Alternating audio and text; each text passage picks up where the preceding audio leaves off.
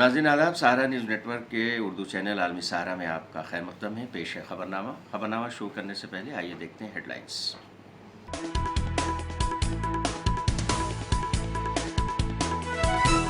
प्रियंका गांधी का सीएम मोदी को जवाब, कहा मोदी जी हमें विरासत में दौलत नहीं मुल्क पर मर मिटने का जज्बा मिला है।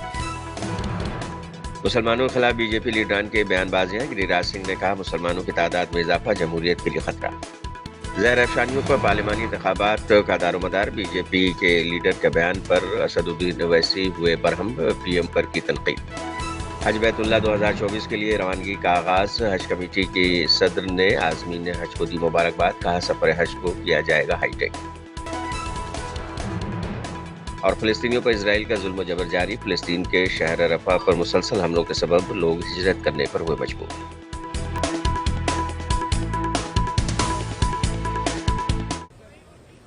लोकसभा इंतखाबात 2024 के लिए इंतखाबी मुहिम का सिलसिला जारी है। उत्तर प्रदेश के रायबरेली में कांग्रेस की जनरल सेक्रेटरी प्रियंका गांधी ने रैली की और साथ ही उन्होंने जलसे में अवाम से बातचीत भी की। उन्होंने रायबरेली में खवातीन वोटर्स से बात की। उन्होंने इस मौके पर कहा कि मोदी जी ने कहा कि राजीव गांधी जी ने इंदिरा जी से विरासत लेने के लिए कानून बदल दिया। मोदी जी हमें विरासत में धन दौलत नहीं बल्कि देश के लिए मर मिटने का जज्बा मिला है।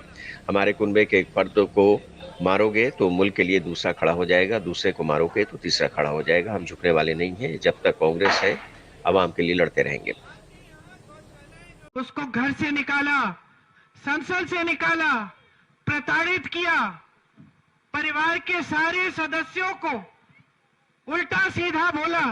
इंदिरा गांधी जैसी महान हस्ती जो शहीद हुए इस देश के लिए, उनको देशद्रोही बोला प्रधानमंत्री जी ने। मेरे पिताजी राजीव गांधी जी को देशद्रोही बोला प्रधानमंत्री जी ने। गलत गलत बातें की कि उन्होंने कानून बदल दिया इंदिरा जी से विरासत लेने के लिए। वो कुछ समझ नहीं पाए मेरे परिवार के बारे में। हमें विरासत में धन दौलत नहीं मिली, हमें विरासत में इस देश के लिए मर मिटने का जज्बा मिला है। हमारे एक परिवार के सदस्य को मारोगे दूसरा खड़ा हो जाएगा इस देश के लिए, दूसरे को मारोगे तीसरा खड़ा हो जाएगा इस देश के लिए, तीसरे को मारोगे चौथा खड़ा हो जाएगा इस देश के लिए। हम झुकने वाले नहीं हैं। हम अंग्रेजी साम्राज्य के सामने झुके नहीं। ये क्या है, इनके सामने हम कभी नहीं झुकेंगे। हम इस देश के लिए लड़ते रहेंगे जब तक हम में दम है, जब तक हम में सांस है तब तक हम आपके लिए लड़ते रहेंगे।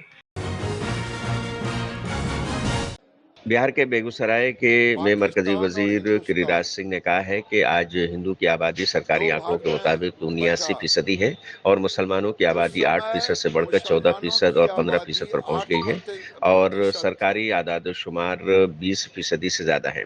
इसके लिए कांग्रेस जिम्मेदार है। बिहार में आरजेडी कम्युनिस्ट जिम्मेदार है। उन्होंने वोट बैंक की सियासत की है और ये हिंदुस्तान की जमहूरियत के लिए खतरा है। पाकिस्तान और हिंदुस्तान दो भाग में बटा। उस समय मुसलमानों की आबादी 8% थी, 1 या 2%, 1% क्रिश्चियन अन्य लोग थे। लेकिन आज हिंदुओं की आबादी सरकारी आंकड़े के मुताबिक 79 है, लेकिन अप्रत्यक्ष घट के 70% पे आ गया है और मुसलमानों की आबादी 8 से बढ़कर के वो 14-15 पर सरकारी आंकड़े और गैर सरकारी आंकड़े वो 20+ में आ गया है। और इसके लिए अगर कोई जिम्मेदार है तो ये कांग्रेस पार्टी, बिहार में आरजेडी पार्टी, कम्युनिस्ट पार्टी, ये जिम्मेदार हैं, क्योंकि इन्होंने वोट बैंक की राजनीति की। जम्मू कश्मीर के श्रीनगर में पीडीएफ सरबराह महबूबा मुफ्ती ने कहा है कि जो देश में हो रहा है उससे ये पता चलता है कि इलेक्शन के 3 मरहलों के बाद भाजपा हार रही है। जनता पहचान गई है कि बीजेपी मजहब के नाम पर इलेक्शन लड़ना चाहती है, इसलिए हिंदू मुस्लिम का झगड़ा करवाना चाहती है। मुझे पूरा यकीन है कि अब लोग जाग गए हैं। अगर ये लोग फिर से सरकार में आए तो फिर ये आइन को खत्म कर देंगे।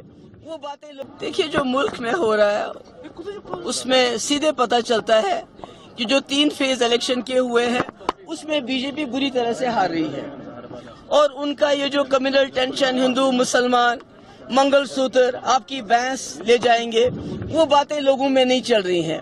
लोगों में चल रहा है 30 लाख नौकरियां जो कांग्रेस प्रॉमिस करी है, लोगों में चल रहा है 50% औरतों को रिजर्वेशन, लोगों में चल रहा है फार्मर्स को एमएसपी देंगे, लोगों में चल रहा है 450 का सिलेंडर मिलेगा।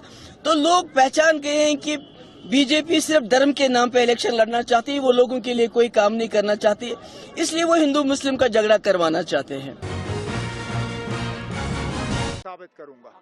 जम्मू कश्मीर के कुपवाड़ा में नेशनल कॉन्फ्रेंस के नायब सदर और बारामूला लोकसभा सीट से उम्मीदवार उमर अब्दुल्ला ने कहा है कि एक तरफ भाजपा वाले ये दावा करते हैं कि हालात साजगार हो गए हैं, लेकिन जब इंतखाबी मुहिम की बात आती है तो रुकावटें लगाई जाती हैं, खासकर मेरे खिलाफ, क्योंकि भाजपा का यहाँ से उम्मीदवार है और उन्हें हराने के लिए निकले हैं। लगातार 3 दिनों तक मेरी इंतखाबी मुहिम को रोकने की वजह आखिर क्या थी? हमें इजाजत दी गई थी, अब उन्होंने इजाजत वापस ले ली है। हम शिकायत के तौर पर इलेक्शन कमीशन को खत भेज रहे हैं और उम्मीद कर रहे हैं कि हमारे साथ जो नाइंसाफी हो रही है उस पर ध्यान दिया जाएगा। बीजेपी के जो मैं क्या कहूंगा, मैं कोई झूठ बोल रहा हूं? चिट्ठी आई है, एक तरफ से तो ये बीजेपी वाले दावा करते हैं कि हालात साजगार हो गए हैं, आप लोगों से स्टोरियां करवाते हैं कि कितना जी माहौल बदल गया है और नया जम्मू कश्मीर बना है। आपके दिल्ली में जो स्टूडियो में बैठ के शोर करते हैं रात को रोज, वो कहते हैं ना आपकी ये एक ऐसा जम्मू कश्मीर है जैसा हमने देखा ही नहीं। लेकिन जब इलेक्शन कैंपेन करने की बात आ जाती है तो रुकावटें, और वो भी खासकर मेरे खिलाफ, क्योंकि बीजेपी के जो यहाँ नुमाइंदे हैं उनको हम हराने के लिए निकले हुए हैं। नहीं तो मुझे बताइए, लगातार 3 दिन मेरे कैंपेन को रोकने का की वजह क्या? हमें ये इजाज़त दी गई थी, अब उन्होंने ये इजाज़त जो है वापस ली, लेकिन हम एक शिकायत के तौर पे अपनी एक चिट्ठी जो है वो chief election commissioner of India को भेज रहे हैं और हम उम्मीद कर रहे हैं कि ये जो नाइंसाफ़ी मेरे साथ, खासकर मेरे साथ की जा रही है, इस नाइंसाफ़ी को दुरुस्त करेंगे। लोकसभा इलेक्शन 2024 के लिए बयानबाजियों का सिलसिला भी जोरों पर है। हैदराबाद में बीजेपी के उम्मीदवार नवनीत राणा के बयान पर एआईएमआईएम के सदर और हैदराबाद लोकसभा सीट से उम्मीदवार असदुद्दीन ओवैसी ने कहा है कि मैं बोलता हूं कि आप पीएम मोदी को 15 सेकंड दे दीजिए, आप क्या करेंगे? जैसा मुख्तार अंसारी के साथ किया वैसा ही करेंगे। 15 सेकंड नहीं बल्कि 1 घंटा ले लीजिए। हम भी देखना चाह रहे हैं कि आपने अभी भी इंसानियत आप में बाकी है नहीं, बल्कि हमें बता दीजिए कि कहाँ आना है, हम भी आ सकते हैं। आसिफ साहब, जो कुछ नवनीत राणा ने बयान दिया है उस पर सबसे पहले आपकी प्रतिक्रिया क्या बोले वो नहीं मालूम है। मैं 15 मिनट 15 सेकेंड उन्होंने कहा कि छोटे ने कहा 15 मिनट, हम कह रहे हैं कि 15 सेकेंड। बिल्कुल बिल्कुल मोदी जी को मैं बोल रहा हूँ कि 15 सेकंड दे दीजिए आप, बिल्कुल 15 सेकंड दे दीजिए। आप क्या करेंगे? अखलाक का हाल करेंगे, जैसा मुख्तार को किया वही करेंगे, या पीलू खान या फिर अपना रकबर, बिल्कुल आप दे दीजिए। मोदी जी के पास इख्तियार है, दे दीजिए 15 सेकंड। 15 सेकंड ने बल्कि 1 घंटा ले लीजिए ना।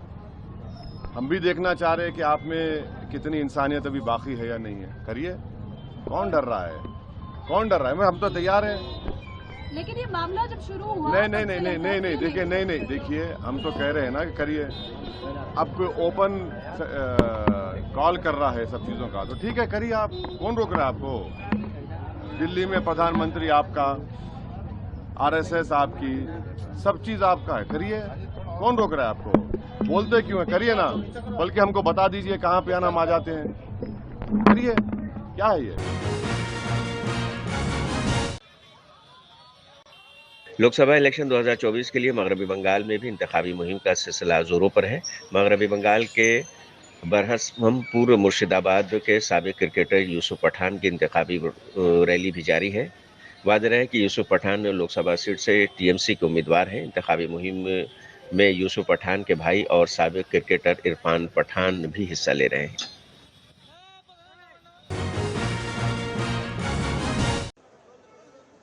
हज बैतुल्लाह 2024 के लिए रवानगी का सिलसिला आज़मीन का शुरू हो चुका है। आज़मीन हज ने IGII हवाई अड्डे से पहली परवाज भरी है। इस मौके पर दिल्ली हज कमेटी के सदर कौसर जहां ने आज़मीन हज से मुलाकात की और दुआएं तलब की। कौसर जहां ने मीडिया से बात करते हुए कहा कि हज 2024 की पहली परवाज दिल्ली से हुई है। मैं आज़मीन हज को मुबारकबाद देती हूँ और यकीन दिलाती हूँ कि मोदी सरकार में सफ़र हज के इंतजामात को मज़ीद बेहतर और हाईटेक किया जाएगा। जी हाँ, आज हज 2024 की दिल्ली से पहली फ्लाइट रवाना होगी और ये सुबह 2:20 पर इंशाल्लाह रवाना होगी।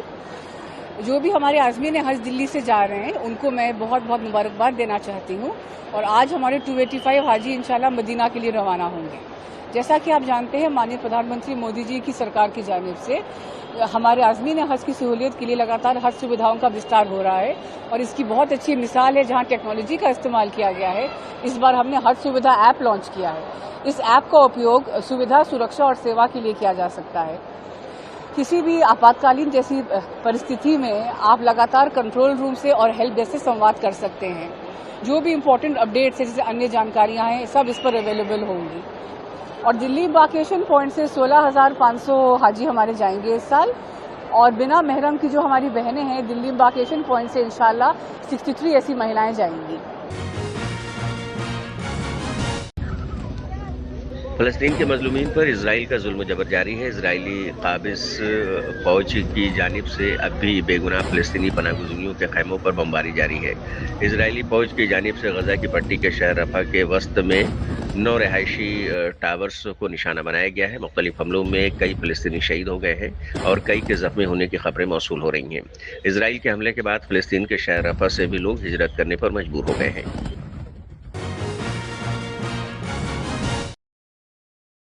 ओमान में एक इंदौनाक हादसा पेश आया है। खबर के मुताबिक सल्तनत ओमान में मुखालिफ सिम से आने वाले ट्रक की लापरवाही की वजह से हादसा पेश हुआ है। वाज़ेह है कि मुखालिफ सिम से आने वाले ट्रक ने 11 गाड़ियों को टक्कर मार दी है, जिसकी वजह से 3 अफराद की मौत हो गई और दर्जनों जख्मी हो गए हैं।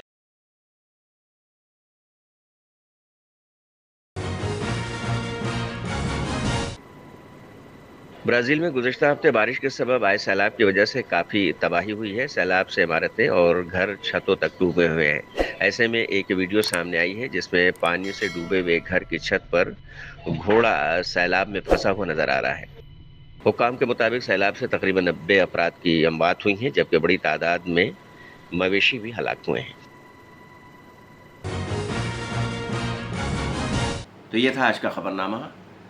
दिन भर की ताज़ा तरीन खबरों के लिए आप देखते रहिए आलमी सहारा।